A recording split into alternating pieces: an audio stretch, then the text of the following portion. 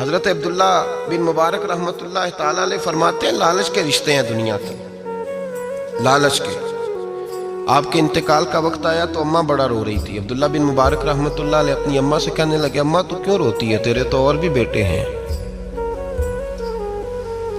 تو کو میرے بعد لوارث تو نہیں ہو جائے گی، آخری وقت ہے، نزع کا عالم، اماں تو کیوں روتی ہے، اور بھی بیٹے ہیں؟ تو اماں کہنے لگی، بیٹا اور بھی بیٹے ہیں، پر جس طرح کا دھیان تو رکھتا تھا وہ نہیں رکھتے، جس طرح وقت پہ دوائی تو لا کے دیتا تھا وہ نہیں لا کے دیتے، جس طرح تو میرے کھانے پینے کا خیال رکھتا تھا وہ۔ کہنے لگے، اچھا اماں، اس کا مطلب ہے تو مجھے نہیں رو رہی، تو اپنی ضرورتوں کو رو رہی ہے کہ روٹی کون دے گا، کھانا کون لائے گا، دوائی۔ میں سمجھا تھا شاید مجھے رو رہی ہے۔ بیوی سے پوچھا، تو کیوں رو رہی ہے؟ تو کہنے لگی، تیری وجہ سے میری بادشاہی تھی، تو موجود ہے تو خاندان میں، معاشرے میں میرا ایک وقار ہے، تیرے بعد تو بیوہ کی زندگی ہوگی۔ آپ فرمانے لگے، اوہو، میں سمجھا تھا شاید مجھے رو رہی ہے، تو اپنے وقار کو رو رہی ہے۔ بیٹوں اور بیٹیوں سے پوچھا، تمہاری آنکھوں میں کیوں آنسو چھلکتے ہیں؟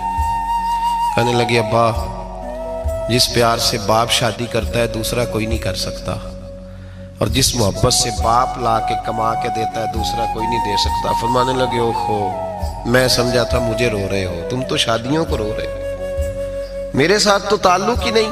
پھر عبداللہ بن مبارک رونے لگے اور پھوٹ کے روئے۔